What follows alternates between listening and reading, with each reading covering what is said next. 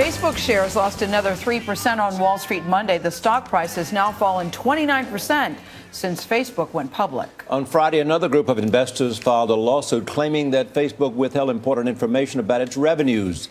David Kirkpatrick, a veteran tech journalist and author of The Facebook Effect, is with us now. Easy for me to say. It chokes you up, huh, Charlie? It does. It's not that hard to say. So really. what's going on with this company? Well, I don't think, here's a company that has an incredible commitment to sort of a values-based business, believe it or not. Zuckerberg is a real idealist, and I think it has kind of clashed, that idealism has clashed with a somewhat more cynical, much more matter-of-fact culture of Wall Street, and that clash is quite uncomfortable for both sides so far. Okay, but the question is, this is all about the stock offering and all of that. It has nothing to do with the fundamental values and operational performance of Facebook. Or are the two connected because people don't think it can be all that everybody believed it could be? Well, they're connected in that all of the coverage in Facebook has moved to the financial pages, and that changes the way everybody looks at everything about this company. But has the company's fundamental performance and behavior changed? No, not one whit.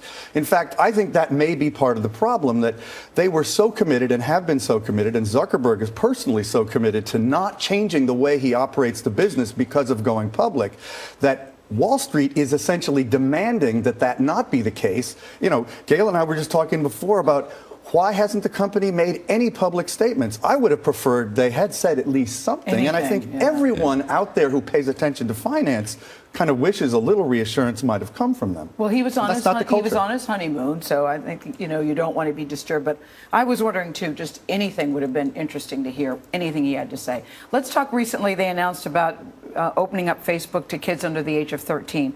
I was thinking, David, not a good idea for kids under the age of 13. Well, they actually didn't announce anything.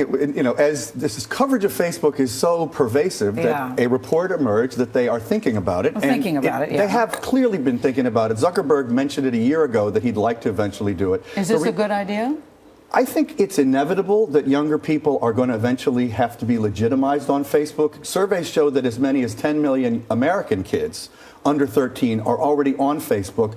The majority of them, according to many surveys, with their parents' active permission and acquiescence.